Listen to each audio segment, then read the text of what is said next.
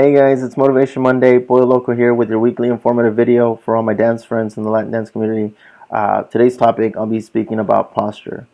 Now, posture is very, very important, not just in your personal life, but also in your dancing as well.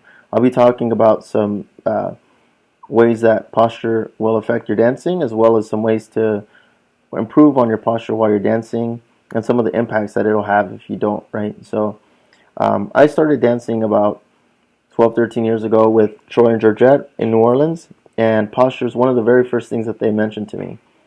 Sadly, since then, I've taken hundreds of lessons with, tons of instructors from all over the world, and sadly, I have not had many that talk about posture as much as I did when I first started dancing. Not to say that all of them don't, but a majority don't. And when I got into ballroom several years ago, the importance of it was stressed all over again, so I'm glad that I had a great foundation with that already. Now, even if you have your shoulders and everything back, you can still have your head forward.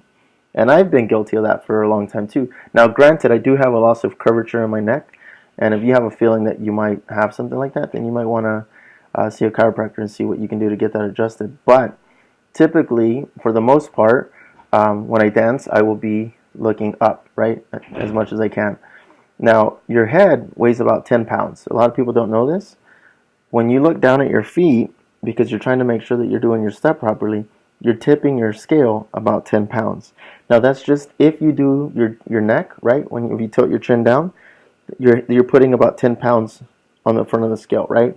If you bend your lower body at all, right, to do this, even though my head's not moving, right, obviously there's a lot more mass here, so you're adding a lot more weight. So if you're doing that and your head, you're adding tons and tons of weight on the front part of your scale.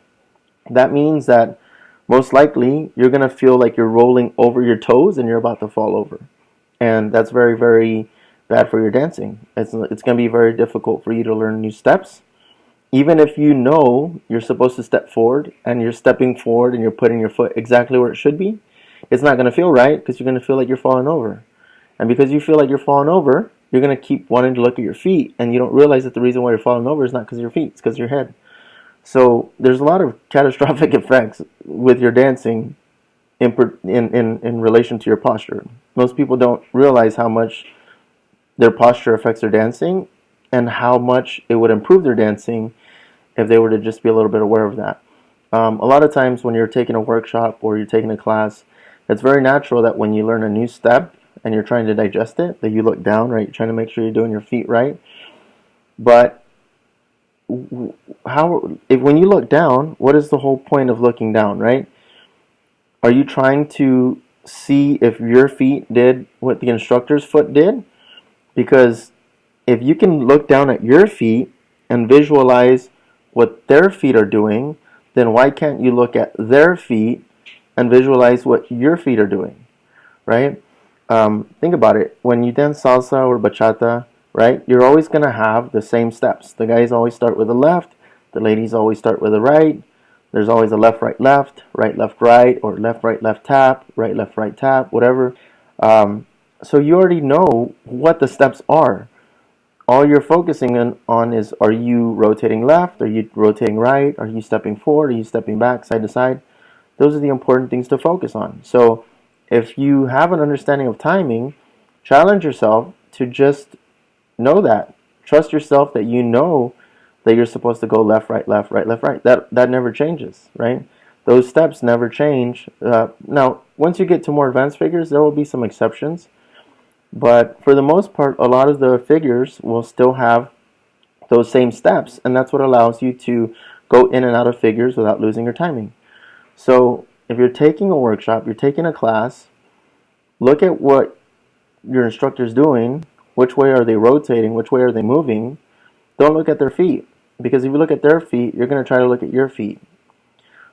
Also, if you have an instructor that's behind you, because you rotated or you're in a circle, don't look at the instructor, look at your partner. When you are leading, right, you're trying to get your partner from A to B, right? So look at your partner, make sure that you're doing that. Don't look at your feet, don't look at the instructor. If you're following, then look at your lead, see what it is that they're trying to do to you so that you can follow that properly, or look where you're going, because you're about to, be sent somewhere, and you want to be able to pay attention to that. And you can't watch where you're going if you're looking back at the instructor, and if your neck has you looking back to look at the instructor, and you don't know what is going on. That's actually even worse than looking down, because now you're tilting the scales back and you're trying to move forward, and it just doesn't work that way.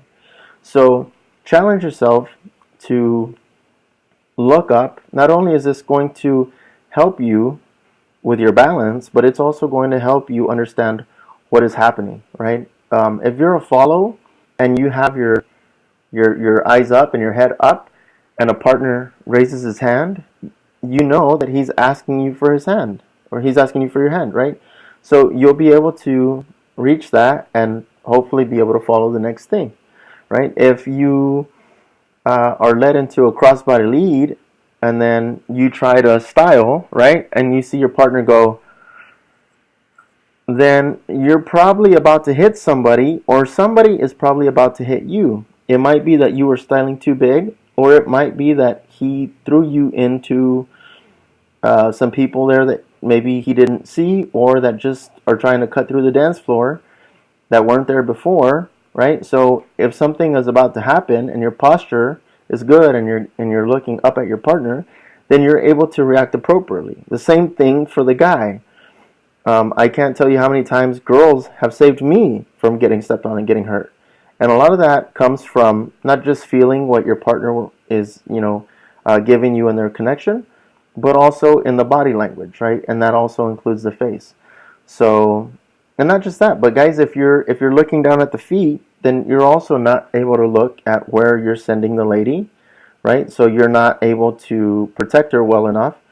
And also, if you're not looking at your partner, you can't tell if, like, let's say you reach out to grab their hand, or you put your hand out, you can't tell what they're doing. And if they haven't connected with you yet, then you don't know if they're even going to connect.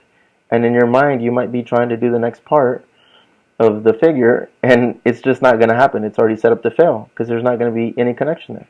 So it's very important to keep your posture up, not just for the sake of your balance, but also because it also affects your head and your gaze and where you're looking. Something very important to think about as well is your frame, right? So when you're dancing, you can be here, and if you're dancing with someone taller, right, you can take the hands up, but notice how the rest of me isn't moving. My chest, my torso, it's all in place. I'm able to go up and down.